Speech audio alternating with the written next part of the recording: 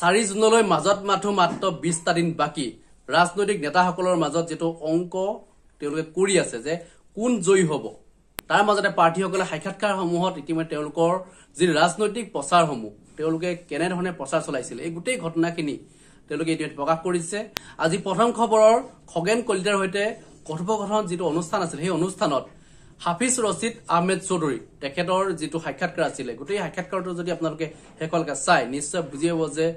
তেখেত এগৰাকী ৰাজনৈতিক নেতাই নহয় তেওঁ এগৰাকী আইনজীৱী যেটো তেখেত আছিল গোটেই তেখেতৰ দিনত যিখিনি সংখ্যালঘুৰ মাজত যিখিনি ঘটনা ঘটি গৈছে এই গোটেই কথাবিলাক তেখেতে স্পষ্টকৈ কৈছে কাৰণ সংখ্যালঘুৰ মাজত তেখেতৰ এটা সুকীয়া পৰিচয় আছে কি কৈছে এইগৰাকী হাফিজ ৰছিদ আহমেদ চৌধুৰী আপোনালোক শুনালৈ বিচাৰিছো কথোপকথনলৈ মই খগেন কলিতাই আপোনালোক আটাইকে স্বাগতম জনাইছো আমাৰ কথোপকথনত আজিৰ অতিথি হাফিজ ৰছিদ আহমেদ চৌধুৰী হাফিজ ৰছিদ আহমেদ চৌধুৰী এইবাৰৰ লোকসভা নিৰ্বাচনত কৰিমগঞ্জ সংসদীয় সমষ্টিত কংগ্ৰেছৰ তথা বিৰোধী ঐক্য মঞ্চৰ উমৈহতীয়া প্ৰাৰ্থী আছিল হাফিজ ৰছিদ আহমেদ চৌধুৰীক অন্তত অসমৰ আইনৰ যিখন জগত ন্যায়িক যিখন জগত এই জগতখনত হাফিজ ৰছিদ আহমেদ চৌধুৰীক সকলোৱে খুব ভালদৰে জানে তেখেত এগৰাকী জ্যেষ্ঠ আইনজীৱী তেখেতে সুদীৰ্ঘকাল ধৰি গুৱাহাটী হাইকোৰ্টৰ উপৰিও বিভিন্ন কোৰ্টত তেখেতে আইনৰ চৰ্চা কৰি আহিছে ওকালতি কৰি আহিছে আৰু সেইগৰাকী হাফিজ ৰছিদ চৌধুৰীৰ এটা অন্য চিনাকি আছে সেয়া হ'ল অসমত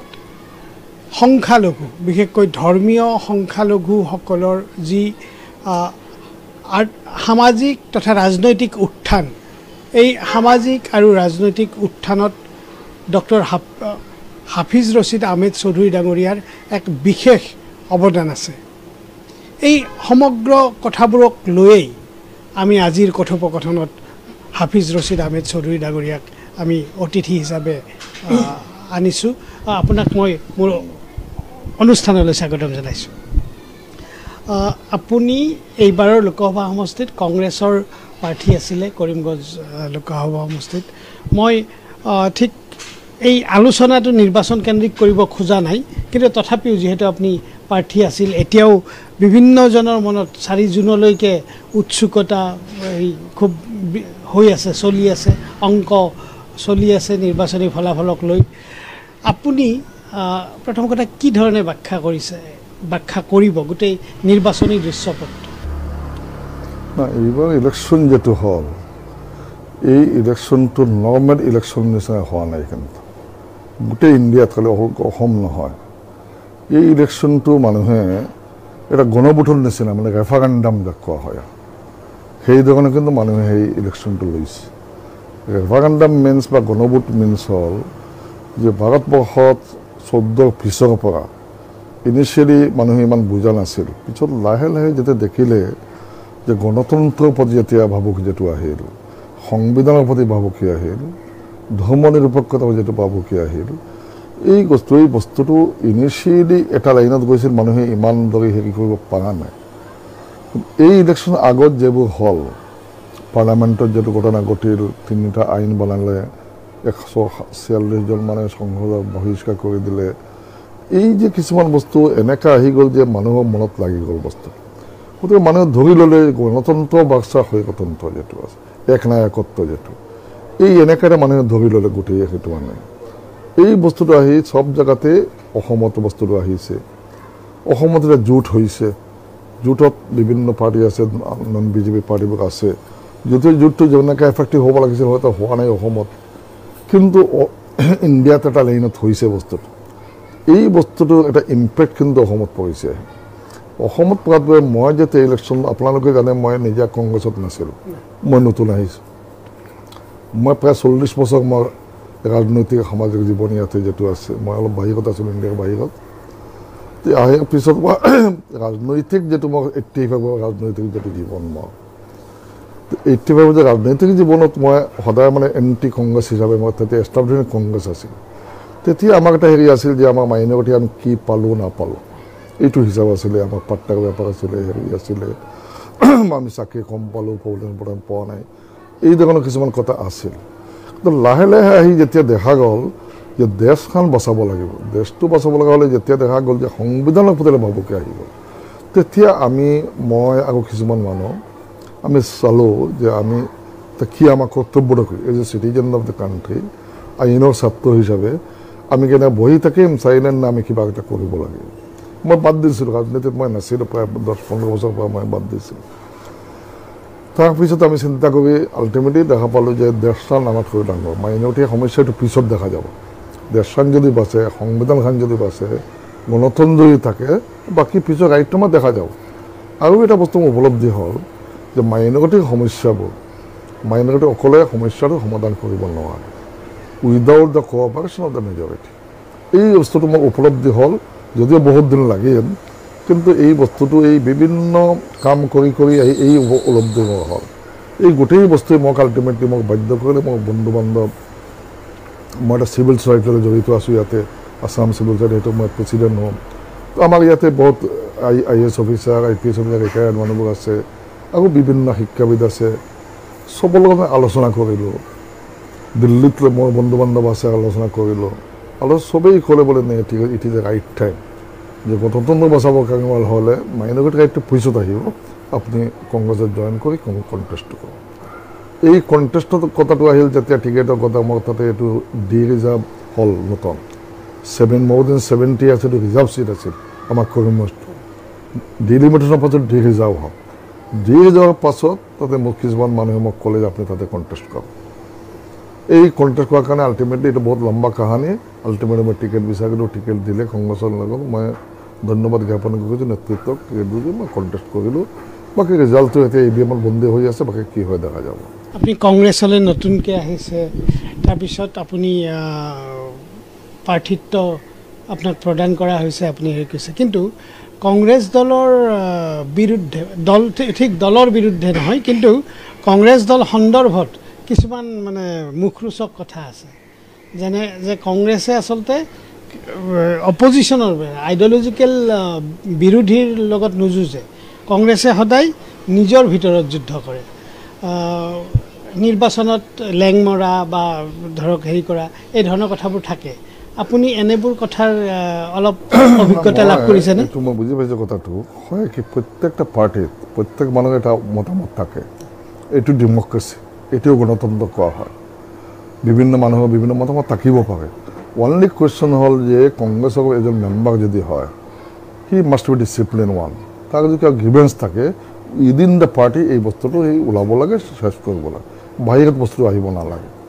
মই ভাবোঁ যে এনেকুৱা কিছুমান হয় কি কিছুমান মানুহ বাহিৰত ওলাই লৈ আহে, এইটো কিন্তু পাৰ্টি ডিচিপ্লিনৰ বাহিৰত, নবডি এবাভ দ্য পাৰ্টি।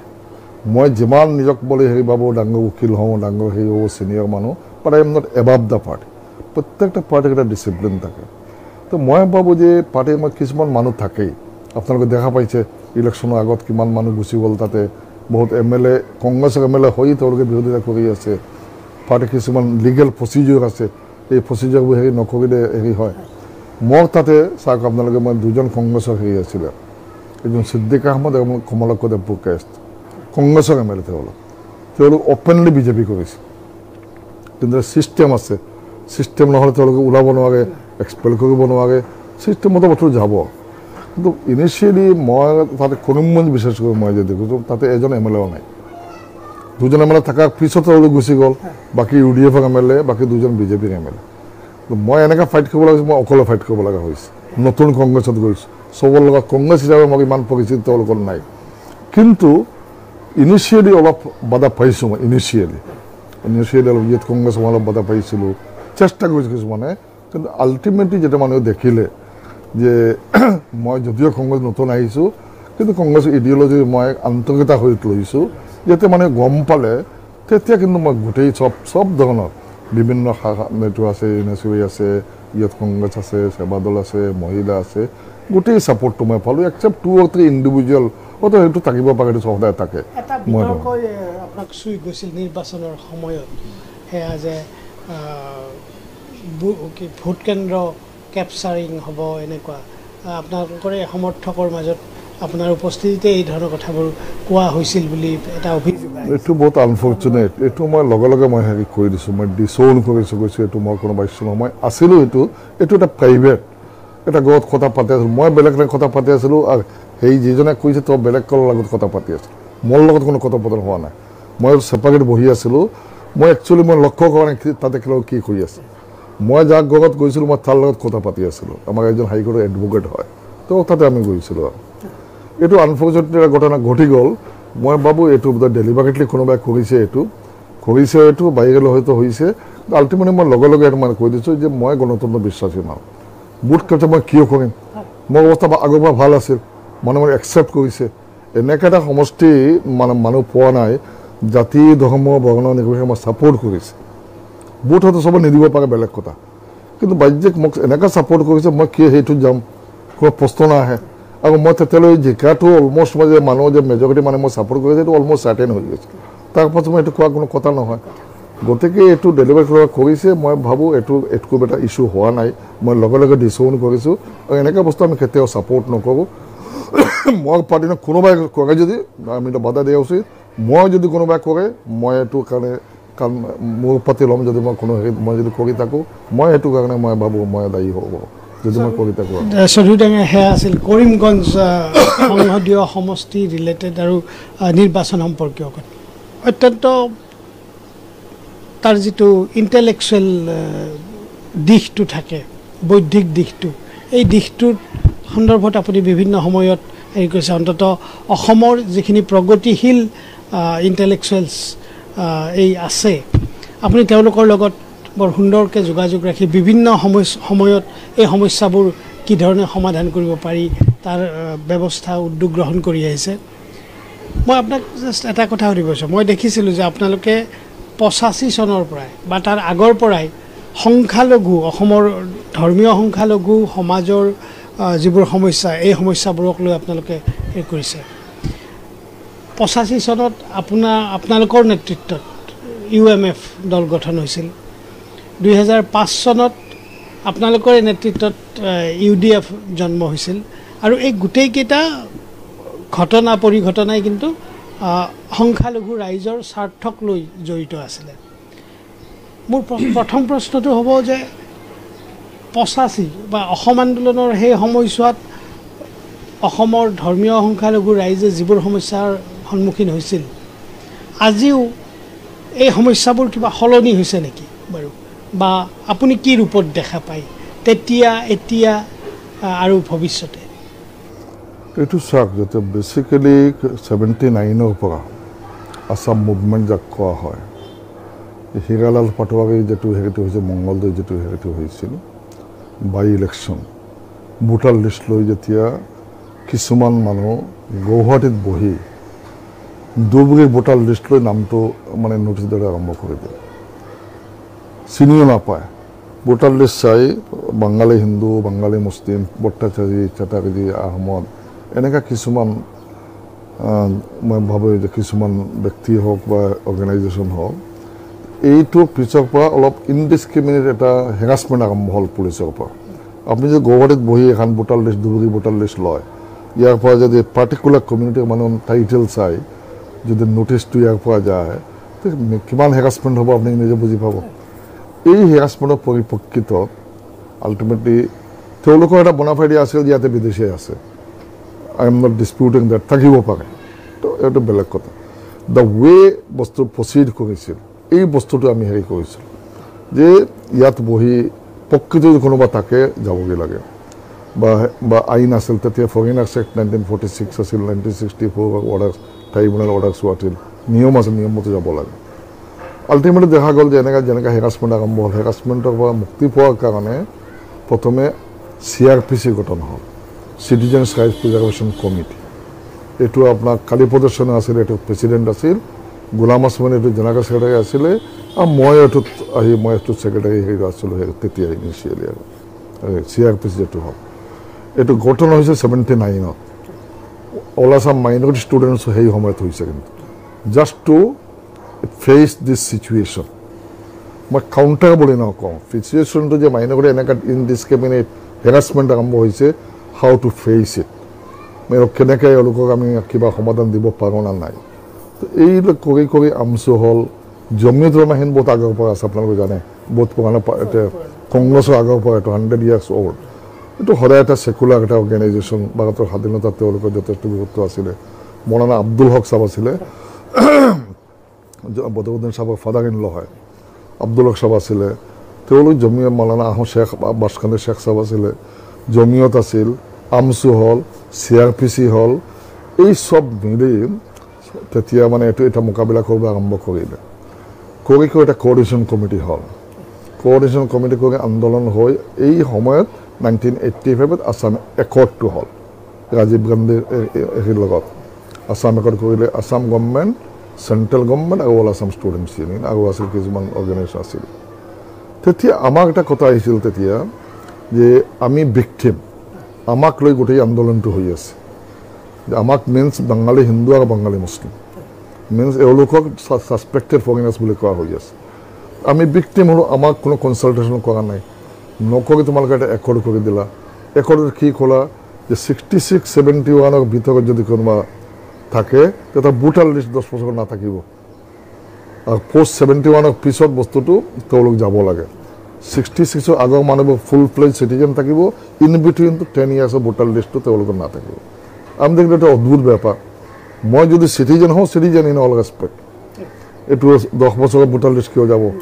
এইটো তেতিয়া আমাৰ মাজত এটা হেৰি আহিল যে এনেকুৱা এটা সিদ্ধান্ত হ'ল আসাম একৰ্ড হ'ল আমাক নামাতিলে আমি সেইটো কৰি এইটো অপ'জ কৰিলোঁ আসাম একৰ্ডটো নিছে অপ'জ কৰি আমি ইউনাইটেড মাইনৰিটিজ ফ্ৰণ্ট গঠন হ'ল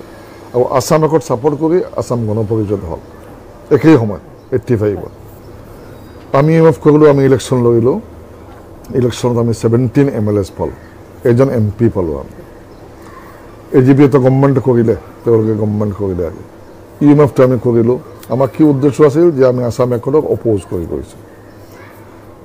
এইটো গ'ল যেতিয়া আসামক অপ'জ কৰি পাৰ্টি হোৱাৰ পাছত আমি তেতিয়া আমাৰ মিটিঙত আমি দেখা পালোঁ যে আল্টিমেটলিটো এটা পিছ আহি গৈছে অসমত ঠিক আছে আমাক মাথা নাই হেৰি কৰা নাই আমি এটা হাৰ্ট কৰিছোঁ আমাৰ চেণ্টিমেণ্টত আমি মানে এটা মেজৰ এটা প্ৰায় 1 কোটি মানুহ চব মিলাই তেতিয়া মানে বাঙালী হিন্দু বাঙালী মুছলিম মিলাই আমাক তেওঁলোকে ইগন'ৰ কৰিলে যি হোৱা হৈ গৈছে তাৰ পিছ আহি গৈছে আমি এইটো অপ'জ কৰাৰ দৰকাৰ নাই আমিও লাহে লাহে আমাক সেইটো ষ্টেণ্ডৰ পৰা ইউএফ যিটো ষ্টেণ্ডৰ বনাইছিলোঁ সেই ষ্টেণ্ডত আমি আঁতৰি আহিলোঁ আহি দেখোঁ তাত পিছ হৈ গৈছে পিছৰ লগত আমি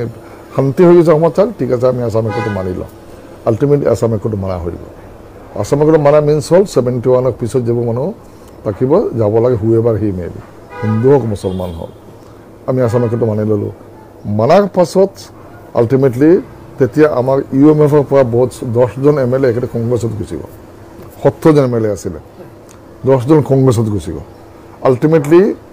91 যেতিয়া ইলেকশ্যন আহিলে আমি মাত্ৰ 2জন MLA পালোঁ যিহেতু কংগ্ৰেছত গ'ল তেওঁলোক গৈ 91 কংগ্ৰেছৰ গভৰ্ণমেণ্ট আহিলে কংগ্ৰেছৰ গভৰ্ণমেণ্ট অহাৰ পিছত আমাৰ হেৰি আহিলে তৰুণ গগৈ না 91ত 91 তৰুণ গগৈ 86 য়েছ ৰাইট সেইটো সেইটো এক্সেক্টলি ৰাইট তো তেতিয়া আমি দেখিলোঁ যে 10জন MLA গৈ আকৌ হিতৰ ছয়গীয়া গভৰ্ণৰ আছিল মিজোৰাম আমাক MLAবোৰ দেখা যায় মিজোৰাম গভৰ্ণৰ অৰিজিনেল বেকগ্ৰাউণ্ড চব কংগ্ৰেছৰ বেকগ্ৰাউণ্ড আছিলে হিতৰ ছয়গীয়া খুব শ্বুট পলিটিচিয়ান আছিলে he was really his A politician মিজোৰামত সেই ৰাজভৱনত চব খেলাটো হ'ল তাতে আমাৰ মানুহ মাতি লৈ গ'ল আমাৰ অৰিজিনেল যিবোৰ কংগ্ৰেছৰ মানুহ আছে 10জন MLA একেলগে গুচি গ'ল কংগ্ৰেছত গুচি গ'ল এওঁলোকে গৈ 91ত টিকেটো পালে কংগ্ৰেছৰ মিনিষ্টাৰ হৈ গ'ল তো মানুহে ধৰিলে যে এওঁলোক যেতিয়া ইউএমএফৰ পৰা কংগ্ৰেছত গৈ মন্ত্ৰী হৈ গ'ল আমি ইউএমএফ থাকি কি কৰিম তো তেতিয়া আৰু কিছুমান আছিল সেইবোৰ গুচি গ'ল মাত্ৰ 91 আমি 2জন MLA পালোঁ 91 MLA পোৱাৰ পিছত 96ত গৈ আমি হেৰি কৰিলোঁ আকৌ ইলেকশ্যন হ'ল তেতিয়া আমাক এজন MLA আহিলে হেৰি কৰি আল্টিমেটলি আমি দেখিলোঁ থাকিল ইউএমএফটো in the meantime Golam Osman কংগ্ৰেছত গুচি গ'ল 96 কংগ্ৰেছত গুচি গ'ল গোলাম ওছমান কংগ্ৰেছৰ পিছত ইউএমএফটো আগলৈ দুৰ্বল হ'ল মই প্ৰেচিডেণ্ট হৈ গ'লো ইউএমএফৰ তেওঁ প্ৰেচিডেণ্ট আছিলে ইনিচিয়েলি কালিপত সেন আছিলে কালিপত সেন তেওঁক মাৰিলে আলফাই হেৰি কৰি দিলে তাৰপিছত গোলাম ওছমানী হ'ল গোলাম কংগ্ৰেছ যোৱাৰ পিছত মই প্ৰেচিডেণ্ট হ'লোঁ ইউএমএফৰ মই এজন উকিল দি পিনে ইউনিভাৰ্চিটিৰ মই টিচাৰ প্ৰফেচাৰ ইউনিভাৰ্চিটি ল' কলেজ মই পঢ়া শুনা কৰাওঁ হেৰি কৰোঁ তো তেতিয়া মই চিন্তা কৰিলোঁ যে মোৰ পক্ষে সম্ভৱ নহয় কি কৰিম। সেই সময়ত 2005 আপাৰ আছামত কিছুমান আনফৰ্চুনেট ইনচিডেণ্ট ঘটিল। মাইনৰিটি মেজৰিটি মুছলিম হিন্দু এনেকুৱা কিছুমান দুষ্কৃতিয়ে কৰিছে যেনেকৈ কোনো আছামিজ মানুহে কৰা নাই। আনফৰ্চুনেট কিছুমান মানুহক আমাৰ এজন আমিৰে শৰীয়ত আছিল এই মুফতি খাইৰুল ইছলাম চাহাব, তেওঁক নীল ডাউন কৰালে খুব মানে ৰেচপেক্টফুল মানুহ, শিৱসাগৰ কিছুমান লগাই ৰাখে। এইবোৰ হৈ কিছুমান উত্তেজনা আৰম্ভ হৈ গ'ল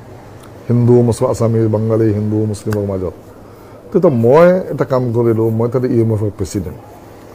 মোৰ এটা সুবিধা আছিল, মই ইউনিভাৰ্চিটিৰ যেতিয়া ল' কলেজৰ প্ৰফেচাৰ আছিল। মোৰ ষ্টুডেণ্ট সৰ্বানন্দ চলম মোৰ ষ্টুডেণ্ট আছিলে, সমুজুল ভট্টাচাৰ্য মোৰ ষ্টুডেণ্ট আছিলে, আৰু বহুত আছু নেতৃবৃন্দ মোৰ ষ্টুডেণ্ট আছিল। আৰু তাকেই মই তেওঁলোকৰ যোগাযোগ কৰিলোঁ, গতিকে এইবোৰ বস্তুত নাপায়, আমি অসমখন শান্তিত থাকিব লাগে, আমি আছাম একোটো মানি লৈছোঁ, ফৰেইনাৰ্ছ আইনমতে যাতে কৰিব লাগে আইনমতে আমি কৰিম, আমাৰ কোনো প্ৰব্লেম নাই। যিহেতু একৰ্ড আছে তোমালোকেও মানিছে আমিও মানি লৈছোঁ। এইবোৰ বস্তু ঠিক নহয়, এইবোৰ বস্তু মেছেজটো বৰ বেয়া যায় বাহিৰত, এইবোৰ আমি বহি ঠিক কৰিব লাগে। তেওঁলোকে লগে লগে কিন্তু হেৰি কৰিলে, বোলে ছাৰ আমি একেলগে বহি কথা পাতিম। একৰ্ডিলে আমি কথা পাতিলোঁ। আমাৰ ইণ্ডামিন এই সময়ত আমি 13টা সংগঠন আমি একলগ লাগিলোঁ, মাইনৰিটি সংগঠন। তাতে CRPCও আছিল, তাতে হিন্দুও আছিল মুছলিমো আছিল, বাঙালী হিন্দু নেপালীও আছিল, উপাধ্যায় বুলি আমাৰ মানুহ তেওঁ আছিলে। আমি 13টা সংগঠন মিলি আমি আছুৰ লগত জইণ্ট মিটিং কৰিলোঁ। মিটিং কৰি জইণ্ট প্ৰেছ হোটেল ব্ৰহ্মপুত্ৰ ওচৰত প্ৰেছ কনফাৰেঞ্চ কৰিলোঁ। কৰি আমি জইণ্ট প্ৰেছ ৰিলিজো দিলোঁ যে আমি যিটো ফৰেইনাৰ্ছ প্ৰব্লেম যিটো আছে আমি দুটা পক্ষ চাইন কৰোঁ। তাতে মোৰ চিগনেচাৰ আছিল, আৰু তেতিয়া আছিল আমাৰ আছুৰ প্ৰেচিডেণ্ট এই যে হেৰি তপনগৈ আগত কোন আছিলে, শংকৰ প্ৰসাদ বৰুৱা আছিল, চিগনেচাৰী আছিল তেওঁলোক, আৰু সমুজ্জ্বল আছিল। সোণোৱাল তেতিয়া এই মিটিঙত নাছিলে, কিন্তু হেৰি আছিলে। তো তাৰ পাছত গৈ আমি এটা মিটিং কৰি আমি ঠিক কৰিলোঁ বোলে আমি ইয়াতে পিছফালে থাকিব লাগে, অসমত আমাৰ এইবোৰ, আৰু যদি কিবা এনেকুৱা কৰে আমি দুজনৰ আমি আলাপ আলোচনা কৰি আমিতো ঠিক কৰি লওঁ। ফাইন, তেওঁলোকে খুব ভাল ৰেচপণ্ড কৰিলে আছুৱে, আৰু বহি তাৰপিছত মোটামুটি এটা হেৰি হ'ল। In the mean time 12 July 2005 IMDT বাতিল হৈ গ'ল, সুপ্ৰিম কোৰ্টে ষ্ট্ৰাক ডাউন কৰি দিলে। IMDT ষ্ট্ৰাক ডাউন কৰাৰ লগে লগে আকৌ আছু আমচু কিছুমান লগাৰ মাজত কিছুমানে ফূৰ্তি আৰম্ভ কৰিলে, কিছুমানে দুখ আৰম্ভ কৰিলে। এইটো কিছুমান জেগাত ঘটনা আকৌ আৰম্ভ হৈ গ'ল আছু আমচুৰ মাজত। আকৌ মই ফোন কৰিলোঁ সমুজ্জ্বলক চনোৱালক, বুলি আকৌ এওঁলোক কিছুমান আৰম্ভ কৰিছে, তোমালোকে কৈ দিয়া, মই আমচু লগাক কৈ দি আছোঁ, এইবোৰ হাতত ল'ব নালাগে। সুপ্ৰিম কোৰ্টে বাতিল, আমি IMDT ৰাখিব বিচাৰিছিলোঁ, কোৰ্টে বাতিল কৰি দিছে। উই বিলিভ ইন কোৰ্ট, আমি জুডিচিয়াৰ, আমি আইনৰ মানুহ, আমি আইনক মানিব লাগিব। এগেইন তেওঁলোক হেৰি কৰিলে, তেওঁলোকে লগে লগে টেক আপ কৰিলে। মই আমচু লগাব মাতিলোঁ, বোলে আইনটো কোনোবাই হাতত ল'ব নালাগে, আমি শান্তিত থাকিব লাগে অসমখনত। আল্টিমেটলি তেওঁলোকে খুব ভাল ৰেচপঞ্চ কৰিলে, I am grateful to them. তেওঁলোকে মই মাইনৰিটি পলিটিক্স কৰোঁ, তেওঁলোকে হেৰি কৰে, কিন্তু ৰিলেশ্যন এনেকৈ তেওঁলোকে মোৰ লগত হেৰি ৰাখিলে যে আল্টিমেটলি তেওঁলোকে ৰেচপণ্ড কৰি খুব ভাল পজিটিভ ৰেচপণ্ড কৰি এই প্ৰব্লেমটো চল্ভ হ'ল। মোটামুটি আমাৰ বুল বজাৰত গ'ল। আৰু সেই সময়তে চিন্তা আহিলে যে এই যে কোঅৰ্ডিনেট কমিটি হ'ল 13টা সংগঠন মিলি, যে এই সমস্যাটো আল্টিমেটলি থাকিব, আমাৰ মানুহৰ সমস্যাটো আমি কেনেকৈ চল্ভ কৰিম, নন পলিটিকেলি কৰিম না পলিটিকেলি কৰিম। পলিটিকেলি কৰিলে ইউনাইটেড মাইনৰিটিজ ফ্ৰণ্ট তেতিয়া আছিল, মই এইটো প্ৰেচিডেণ্ট তেতিয়া। তো আমি কি কৰিম, মাইনৰিটি ফ্ৰণ্টটো ৰাখিম না কিবা কৰিম। তেতিয়া তাতে আমাৰ মিটিঙতে সিদ্ধান্ত হ'ল যে আমি গোটেই অসমত কিছুমান জেগাত যাওঁ, ডিষ্ট্ৰিক্টত আমি চাই মানুহৰ এটা অপিনিয়ন লওঁ, মানুহে কি কয় আমাৰ। তেতিয়া আমি প্ৰায় 49 মিটিংছ কৰিলোঁ, বিভিন্ন জেগাত গ'লোঁ। তেতিয়া বদৰুদ্দিন চাহাব তেওঁ জমিয়ত হিচাপে তেওঁ আছিলে এজন, মই আছোঁ চিফ কনভেনাৰ। কৰি মিটিং কৰি আল্টিমেটলি মানুহে আমাক ক'লে যে ইউনাইটেড মাইনৰিটিজ ফ্ৰণ্টটো এটা বদনাম হৈ গৈছে শব্দটো থকাৰ কাৰণে, যে মাইনৰিটি শব্দ থকাৰ কাৰণে মেজৰিটি মানুহ নাহে, গতিকে আপোনালোকে ছেইম বস্তু থাকক, নামটো অলপ চেঞ্জ কৰি দিয়ক, কৰি নতুন এটা ৰাজনৈতিকভাৱে এইটো ফাইট কৰক। একদিন আমি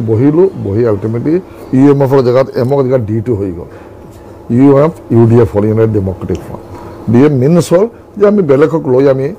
যিটো মই আগত কৈছোঁ যে আমি মেজৰিটি মানুহৰ কোঅপাৰেশ্যন বাদ দি অকলে মাইনৰিটি আমি আমাৰ প্ৰব্লেম চল্ভ কৰিব নোৱাৰোঁ। তেতিয়া আমি বেলেগ মানুহ আনো, ডেমক্ৰেটিক ফ্ৰণ্ট হ'ল, বদৰুদ্দিন চাহাব এটা প্ৰেচিডেণ্ট হ'ল, মই UMFৰ প্ৰেচিডেণ্ট আছিলোঁ, মোক কোৱা হ'ল আপুনি হেৰি হওক। মই আল্টিমেটলি ক'লোঁ না, মই যেতিয়ালৈ মাৰ্জ নহ'ব তেতিয়া মই হ'ব নোৱাৰিম। এমাহ পিছত মই ৱৰ্কিং প্ৰেচিডেণ্ট হ'লোঁ, পাৰ্টিটো মাৰ্জ হৈ গ'ল।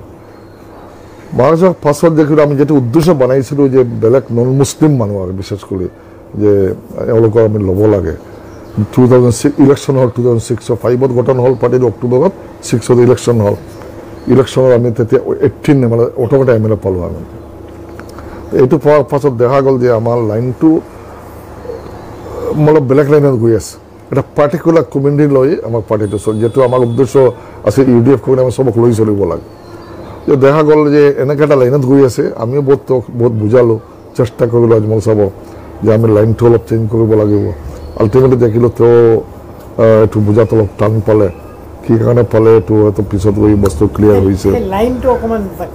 লাইনটো হ'ল কি বেচিকেলি মুছলিম মানে জমিয়ত বেছ পাৰ্টিটো হৈ গৈছে অনলি জমিয়ত বেলেগ বহুত মানুহ আহিলে কমলম ভট্টাচাৰ্য আহিলে সাধন প্ৰকাশটো আহিলে আৰু বহুত হিন্দু মানুহ আহিছিল ভাল ভাল ইণ্টেলেকচুৱেল আহিছিলে কিন্তু এনেকুৱা থাকি মোক তেওঁলোকে ক'লে হাফিজ চাহাব মইতো আমিতো মুস্কিল হ'ব তেওঁ যেনেকৈ চলি থাকে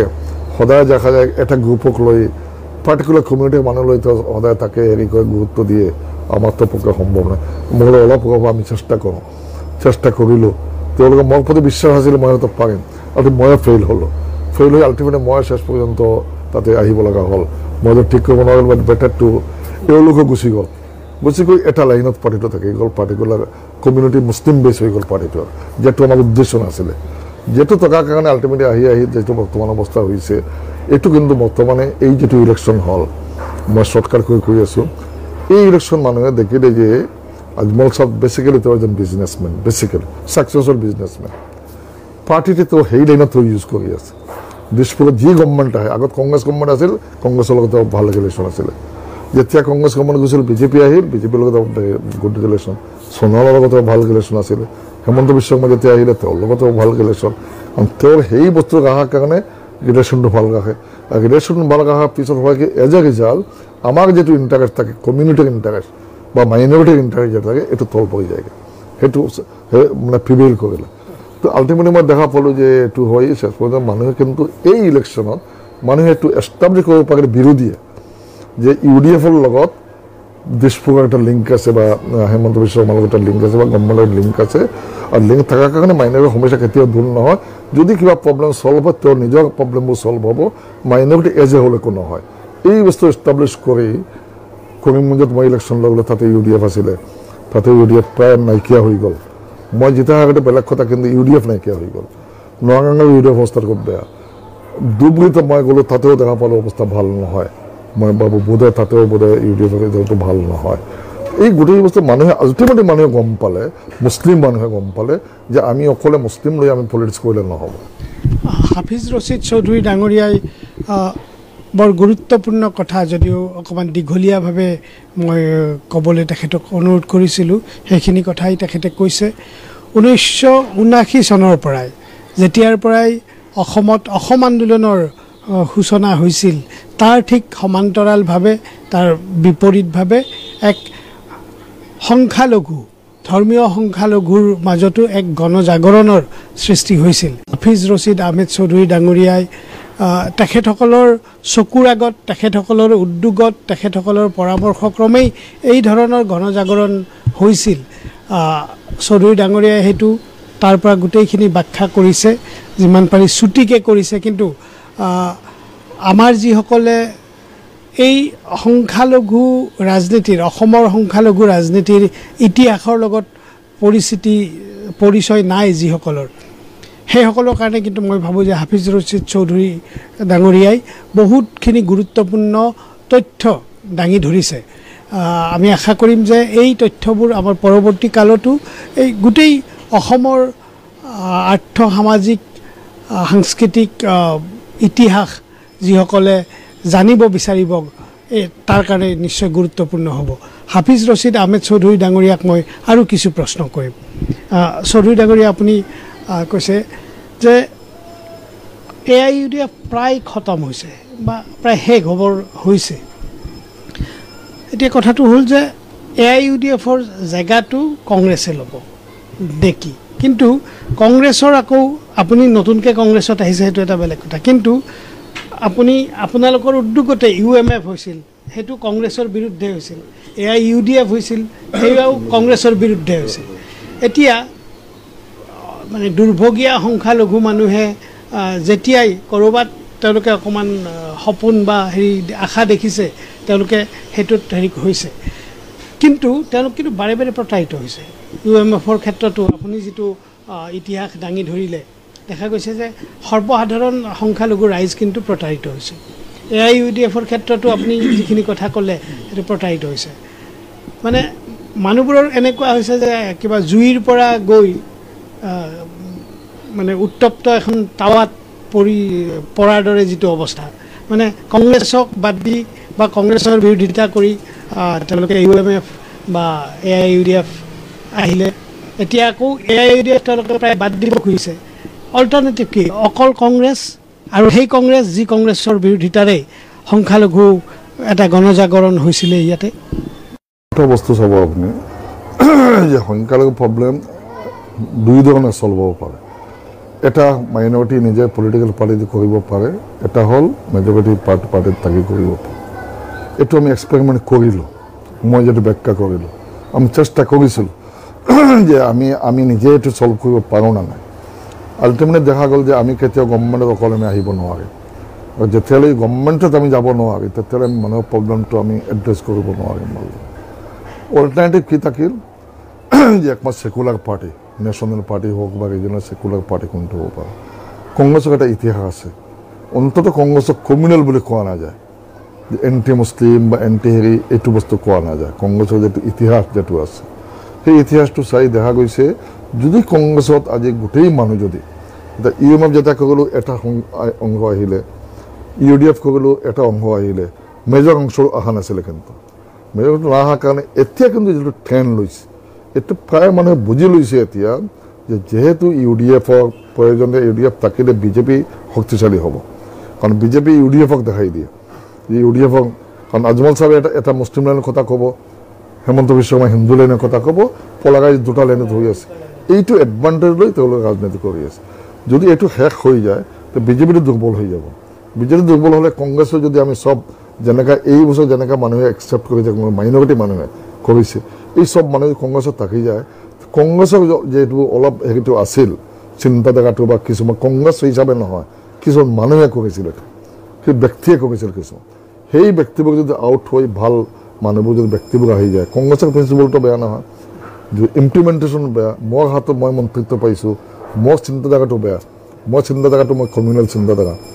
কংগ্ৰেছৰ নহয় মোৰ চিন্তাধাৰা, মই সেই লাইনত বস্তুটো কৰিছোঁ। পাট্টা দিব লাগে, পাট্টাটো কিয় দিয়া নাই? আচ্ছা পাট্টা দিলে মানে ইভিকশ্যনটো নহয়, আজি ইভিকশ্যন ভয় দেখাই দেখাই মানুহক তোমালোকে ভোট লৈ আছা। এই গোটেই বস্তু যদি আমি চল্ভ কৰিব পাৰোঁ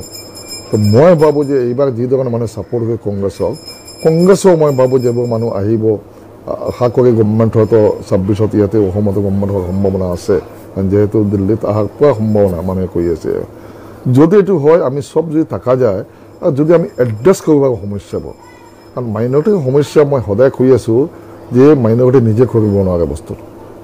আৰু not against the majority also. আপুনি মেজৰিটি কোঅপাৰেশ্যন লাগিব। তো এই বস্তুটো যদি আমি মেজৰিটি কংগ্ৰেছৰ যে সংখ্যাগৰিষ্ঠতা যদি পায় নেক্সট হেৰিটোত, তো মই ভাবোঁ যদি চব ধৰণৰ মানুহ থাকে, এতিয়া ৰিয়েলাইজ কৰিছে মানুহবোৰে, কংগ্ৰেছক ৰিয়েলাইজ কৰিছে। আজি কংগ্ৰেছক ক'ব লাগে, আজি BJP যেনেকুৱা হেমন্ত যেতিয়া কৈছিলে, হেমন্ত বিশ্ব শৰ্মাই যে মই মুছলমান ভোট নালাগে, টুফিৱালা ভোট নালাগে, দাড়িৱালা নালাগে, লুংগিৱালা নালাগে, এতিয়া ভোট ভিক্ষা মাগি আছে, ভোটৰ কাৰণে মুছলমানক হেৰি কৰি আছে। ঠিক তেনেকৈ কংগ্ৰেছৰ যে অলপ যাতে হেৰি আছিল, কংগ্ৰেছক ৰিয়েলাইজ কৰিছে হয়তো আমি কিবা হয়তো ভুল চুল কৰিছিলোঁ, এতিয়া কিন্তু ৰিয়েলাইজ কৰিছে। ৰিয়েলাইজ কৰাৰ কাৰণে কংগ্ৰেছৰ পিনে মানুহ আহি গৈছে। কিন্তু এই ৰিয়েলাইজেশ্যনটো হৈছে কংগ্ৰেছৰ, মই ভাবোঁ it is a positive sign. একে সময়তে দেখা গৈছে যে অন্তত বহুত আঁচনিয়ে হওক বা অন্য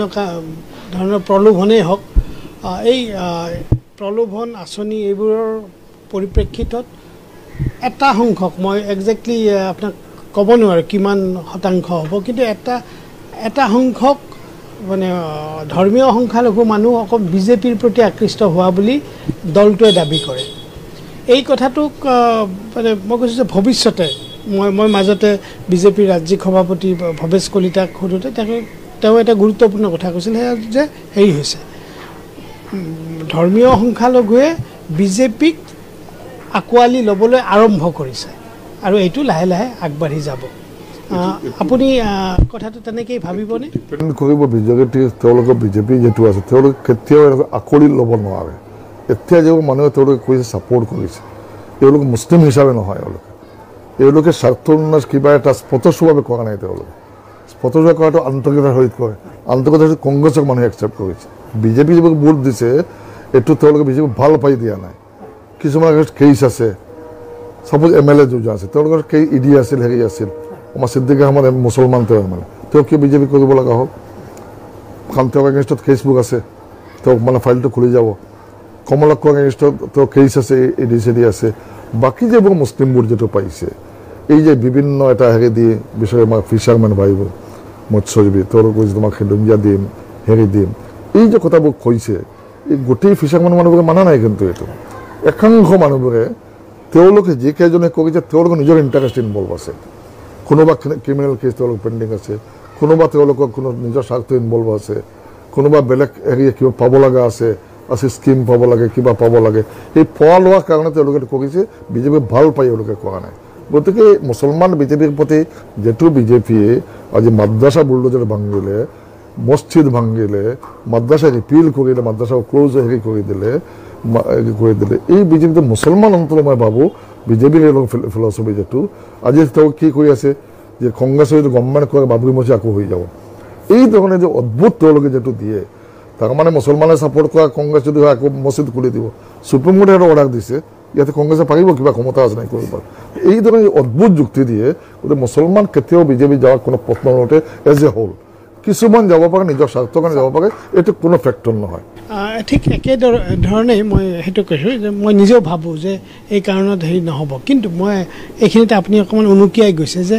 কিছুমান কথা ধৰক অসমতে আপোনাৰ মাদ্ৰাছাবোৰ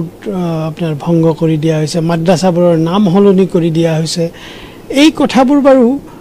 কংগ্ৰেছ দল যদি শাসনলৈ আহে এই কথাবোৰ মই ঠিক হেৰি বুলি নকওঁ, কিন্তু এইবোৰ শুধৰণি কৰা হ'বনে? দুই ধৰণৰ হয়। এইটো মাদ্ৰাছা এইটো ৰিপিল কৰি স্কুল কৰা হ'ল, এইটো ছাবজুডিচ হৈ আছে বৰ্তমানে। হাইকোৰ্টত আমি কেছ কৰা হৈছিল, হাইকোৰ্টে আমাৰ কেছটো বেয়া ডিছমিছ কৰি দিলে। সুপ্ৰিম কোৰ্টত কেছটো পেণ্ডিং হৈ আছে, ছাবজুডিচ বেপাৰ। গতিকে ছাবজুডিচ থাকিলে কোনে কি কৰিব পাৰিব এই ডাউট। কিন্তু মই ভাবোঁ যে যিটো ভাল হয় তো আলোচনা কৰি মাদ্ৰাছা যিবোৰ টিচাৰ্ছ এছ'চিয়েশ্যন আছে, হেৰি আছে,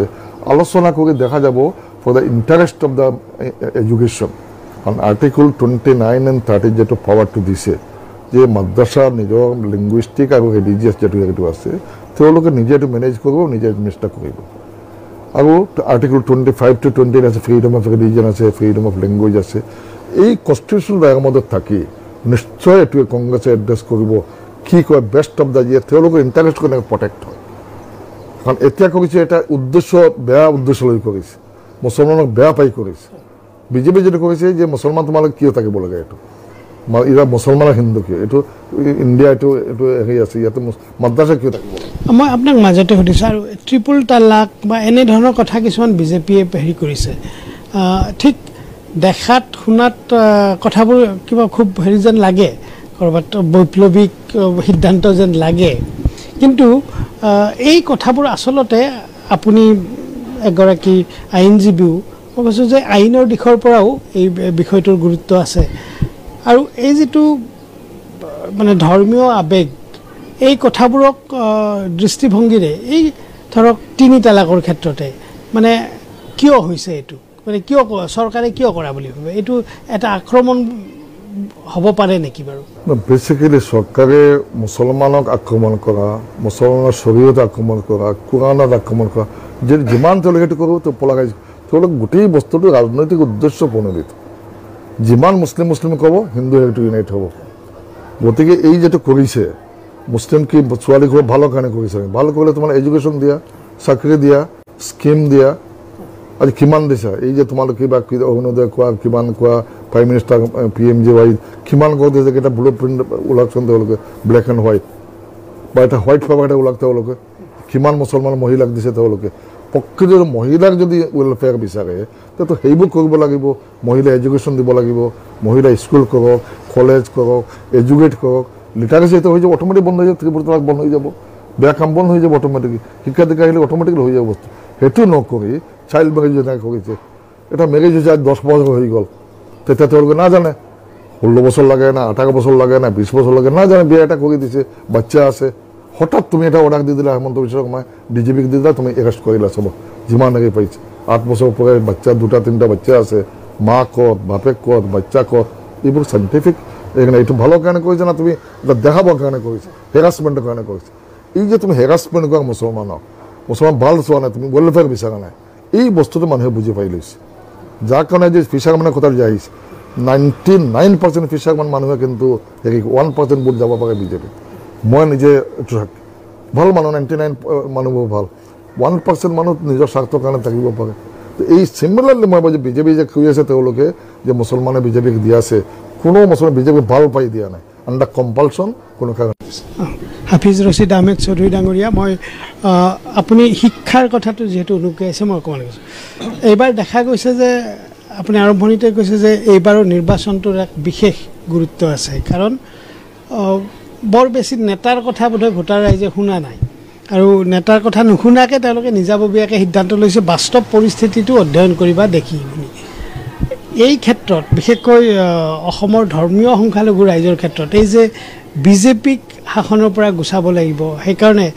AIUDFৰ দৰে নিজৰ বুলি মানে কিছুদিন আগলৈকে ভবা দলটোকো মানুহে এৰি কংগ্ৰেছৰ ফালে আহিছে ইয়াত বাকীটো ফেক্টৰ আছে কিন্তু শিক্ষা দীক্ষায়ো নিশ্চয় কাম কৰিছে মানে কাৰণ দেখা গৈছে যে ধৰ্মীয় সংখ্যালঘুৰ মাজত এটা শিক্ষাৰ ক্ষেত্ৰতো এটা জাগৰণৰ সৃষ্টি হৈছে এইটো যদি আৰু হয়তো আগবঢ়াই নিব পাৰি তেনেহ'লে মই ভাবোঁ যে এই বস্তুটো আৰু কামত আহিব সেইকাৰণে মই আপুনি অৱশ্যে সুদীৰ্ঘকাল এইবোৰৰ কাৰণে আপুনি লাগিও আছে মই দেখিছোঁ আপোনাক মই যেতিয়াৰ পৰাই লগ পাইছোঁ আপুনি এই কথাবোৰ কৈয়ে আছে যে সংখ্যালঘু মানুহ অন্ততঃ শিক্ষিত হ'ব লাগে তেতিয়াহে বাকী সমস্যাবোৰ হেৰি কৰিব মই আপোনাক এতিয়া এটা কথা সুধিম মই আপুনি আইনজীৱী এগৰাকী আপুনি জ্যেষ্ঠ আইনজীৱী দেখা গৈছে চৰকাৰৰ বহুত সিদ্ধান্ত আপোনাৰ বহু পৰিমাণে ৰাজনৈতিক উদ্দেশ্য প্ৰণোদিত হয় বা অন্য ধৰণৰ অলপ বেলেগ ধৰণৰ হেৰি হয় ভিণ্ডিকটিভ যাক কোৱা যায় এইবোৰ ক্ষেত্ৰত কিন্তু দেখা গৈছে যে ক'ৰবাত আইন আৰু আদালত যেন নিষ্ক্ৰিয় দৰে হৈছে কোৱা নাযায় আইনত এতিয়াও আইন আছে গতিকে আমি ঠিক আছে মানব আইন ঠিক আছে সদায় কিছুমান ব্যক্তি থাকে আপুনি চাব জুডিচিয়াৰীৰ মাজত এটা হায়াৰ জুডিচিয়াৰী আছে লোৱাৰ জুডিচিয়াৰী আছে জুডিচিয়াৰীত কোনো প্ৰব্লেম নাই প্ৰব্লেম ক'ত হয় আমি যদি ট্ৰাইব্যুনেলৰ কথা কওঁ যে ফৰেইনাৰ্ছ ট্ৰাইব্যুনেল থাকে এইটো কোৱাচি জুডিচিয়েল বুলি কয় হাফ জুডিচিয়েল হাফ হেৰিটো তাতে অলপ প্ৰব্লেম হ'ব পাৰে ছাপোৰ্ট দি এওঁলোক কণ্টেক্সুৱেল এপইণ্টমেণ্ট হয় এওঁলোকৰ কণ্টেক্সুৱেল এপইণ্টমেণ্ট মানে হ'ল কি at the Mercy of the government মই এপইণ্টমেণ্টটোক এক্সটেণ্ড কৰিব যদি মই গভৰ্ণমেণ্টৰ লাইনত থাকোঁ তেতিয়া মই গভৰ্ণমেণ্টক চিন্তা কৰিম সেইটো জানিম অলপ গভৰ্ণমেণ্টে বিচাৰিছে বাংলাদেশ যিমান পাৰে তোমালোকে বনাই দিয়া যিমান বনাব পুৰস্কাৰ পাব কণ্টেক্টটো এক্সটেণ্ড হ'ব কিছুমান মই চবক কোৱা নাই কিছুমান তেনেকুৱা হ'ব পাৰে কিন্তু জুডিচিয়াৰী এটা পিয়'ৰলি জুডিচিয়াৰী যাক কওঁ আমি এমনকি থলুৱা জুডিচিয়াৰী হওক থলুৱা মেজিষ্ট্ৰেট লেভেল হওক ডিষ্ট্ৰিক্ট লেভেল হওক হাইকোৰ্ট হওক সুপ্ৰিম কোৰ্ট হওক বিকজ অফ জুডিচিয়াৰী আজি বেচিকেলি চাব লগা হ'লে জুডিচিয়াৰী গভৰ্ণমেণ্ট চলাই আছে দেশখন চলাই আছে গভৰ্ণমেণ্ট নহয় দেশখন চলাই আছে বিদেশী সমস্যাটো যিটো আপুনি কৈ আছে বিদেশী সমস্যাটো ঠিক সমাধান কি ধৰণে হ'ব বুলি আপুনি ভাবে NRC is the only option আছিলে NRC চবেই মানি লৈছিলোঁ আমি ASUৱে মানিছিল UMFে মানিছিল UDFে মানিছিল পিছত গৈ আমি চিভিল ছ'চাইটি চবেই আমি মানি লৈছোঁ গোটেই মুছলিম সংগঠন যিবোৰ আছিল চবেই আমি NRC খন মানি লৈছিলোঁ NRC যেতিয়া তোমালোকে 40 লাখ ওলাল খুব ভাল হৈ গ'ল ড্ৰাফটত যেতিয়া আল্টিমেট 19 লাখত আহি গ'ল আৰু 19 লাখত যেতিয়া দেখা পালে যে ধৰ্মীয় সংখ্যালঘু মাত্ৰ 4-5 লাখ এইটো বেয়া হৈ গ'ল এতিয়া এইটো ৰিভিউ দিয়া হৈছে এইটো আকৌ নতুন NRC হ'ব লাগে 16,000 crores rupees খৰচ 1,600 crores 100 crores খৰচ হৈছে কিমান এমপ্লয়ী আমাৰ মেন পাৱাৰ গ'ল কিমান হ'ল এইটো বেয়া হৈ গ'ল কাৰণটো বেয়া কি মুছলমানৰ সংখ্যাটো ইমান পোৱা নাই যিমান কোৱা হৈছিল 80 লাখ 90 লাখ 50 লাখ এইটো কৈছে নহয় বাৰ কোৱা হৈছে যে ইমান বাংলাদেশীয়াত আছে মুছলিম গোটেই বস্তুটো সুপ্ৰিম কোৰ্টৰ বৰ্তমান সুপ্ৰিম পেণ্ডিং হৈ আছে কাৰণ গভৰ্ণমেণ্টে এওঁলোকে মডিফিকেশ্যন পিটিশ্যন এটা দি দিছে কাৰণ NRC খন ফাইনেল নটিফিকেশ্যন হোৱা নাই এতিয়ালৈ এইটো ৰিজেকশ্যন শ্লিপ যেতিয়া দিব তেতিয়া তেওঁলোকে আপিল কৰাৰ চান্সটো পাব এইটো এটা মিনিমাম এটা কথা এইটো মই ভাবোঁ সুপ্ৰিম নিশ্চয় হেৰি কৰিব যে ঠিক আছে 19 লাখ হৈছে 19 লাখত তাতে আইনত লিখা আছে যদি তোমালোকে ভাবা যে তাতে 19 লাখ নহয় বেছি থাকিব লাগে তোমালোকে এপ্লিকেশ্যন দিব পাৰিবা যে তুমি খগেন কলিতা বাংলা আমি বাংলাদেশ তাৰ নাম আহি গৈছে ইণ্ডিয়ান হিচাপে আহি গৈছে মই দিব পাৰিম এইটো যে প্ৰভিজন তাতে আছে সেইটো দিলেতো হৈ যায় তো সেইটো নকৰি আননেচাৰী এই এক্সাৰচাইজ কিয় কৰি আছে তাৰ মানে তেওঁলোকে সদস্য নহয় ফৰেনাৰ্ছ প্ৰব্লেম ছল্ভ কৰিব নিবিচাৰে আমি ছল্ভ হ'ব বিচাৰোঁ আছিও ছল্ভ কৰিব বিচাৰে আমিও বিচাৰোঁ আমি একেলগে মিটিং কৰিছোঁ যে 71ৰ ভিতৰত ছল্ভ হ'ব লাগে এই গভৰ্ণমেণ্টটো আহি গণ্ডগোল লগাই দিলে গভৰ্ণমেণ্টে এটা এপ্লিকেশ্যন দি দিলে আগতে দেৱ শৰ্মা আছিলে তেওঁ নিজে এখন এপ্লিকেশ্যন দি দিলে যে এইটো NRC এখন ঠিক হোৱা নাই ৰাইটলি ৰংলি এটা হৈছে কিন্তু প্ৰভিজনটো আছে ঠিক আছে 19 লাখ ওলাইছে এটা 19 লাখ ওলাই দিয়া আগত থাকে তোমালোকে অবজেকশ্যন দিয়া অসুবিধা কি আছে এইটো সলিউশ্যনত নাই সলিউশ্যনৰ ইচ্ছা থাকে যদি ইজিলি হৈ যায় গতিকে ফৰেনাৰ্ছ প্ৰব্লেম ছল্ভ হোৱাৰ অনলি হেৰিটো হ'ল NRC এইটো আমি চবে মানি লৈছোঁ কংগ্ৰেছ যদি ক্ষমতাত আহে NRCখন ইমপ্লিমেণ্ট হ'ব এয়া আছিল হাফিজ ৰছিদ আহমেদ চৌধুৰী মই আৰম্ভণিতে কৈছিলোঁ যে অসমৰ সংখ্যালঘু গণজাগৰণৰ এক ঐতিহাসিক সাক্ষী বা ঐতিহাসিক তেখেত ভাষ্যকাৰ হাফিজ ৰছিদ আহমেদ চৌধুৰী ডাঙৰীয়া তেখেত খুব নতুনকৈ কংগ্ৰেছ দলত যোগদান কৰি প্ৰায় জীৱনৰ প্ৰায় লাষ্ট হেৰিত কংগ্ৰেছত যোগদান কৰি তেখেতে নিৰ্বাচনত অৱতীৰ্ণ হৈছে আৰু সকলোৱে ভাবিছে যে তেখেত নিৰ্বাচনত জয়ী হ'ব আৰু তেখেতৰ দৰে মানুহ এগৰাকী জ্যেষ্ঠ আইনজীৱী আৰু অত্যন্ত যুক্তি সহকাৰে কথা কোৱা যিমানখিনি মানুহ আছে এই দেশত তাৰ ভিতৰত হাফিজ ৰছিদ আহমেদ চৌধুৰী ডাঙৰীয়া এজন তেখেতে আপোনালোকে যদি মন কৰে দেখিব যে তেখেতে এটা কথা কৈছে যে মেজৰিটিৰ কোঅপাৰেশ্যন অবিহনে মাইনৰিটিৰ যিটো ডেভেলপমেণ্ট বা মাইনৰিটিৰ সমস্যা সমাধানৰ কথা ভাবিব নোৱাৰি এই কথা হাফিজ ৰছিদ আহমেদ চৌধুৰী ডাঙৰীয়াই সুদীৰ্ঘকাল 85 চনতেই প্ৰায় উপলব্ধি কৰা বুলি তেখেতে কৈছে সেইজন মানুহ যদি সংসদলৈ নিৰ্বাচিত হয় তেনেহ'লে ক'ব লাগিব এয়া অকল সংখ্যালঘু ৰাইজৰে নহয় বৰাকবাসীৰেই নহয় সমগ্ৰ অসমবাসীৰ কাৰণে ইয়াক সৌভাগ্য হ'ব চৌধুৰী ডাঙৰীয়া মই আপোনাক নিৰ্বাচনী সফল হওক সেইটো অন্তৰেৰে কামনা কৰিছোঁ প্ৰথম খবৰৰ তৰফৰ পৰাও আপোনাক শুভেচ্ছা জনাইছোঁ আৰু আপুনি ব্যস্ততাৰ মাজতো প্ৰথম খবৰক বিভিন্ন কথা ক'লে বিশেষকৈ মই আপোনাৰ পৰা জানিব খোজা কথাখিনি সংখ্যালঘু আন্দোলনৰ সংগ্ৰামৰ ইতিহাসটো মই বৰ আগ্ৰহী এই কথাবোৰত পিছত মই আৰু আপোনাৰ লগত কথা পাতিম গতিকে আজি মই ইয়াতে সামৰিছোঁ ধন্যবাদ মোৰ পৰা ধন্যবাদ প্ৰথম খবৰক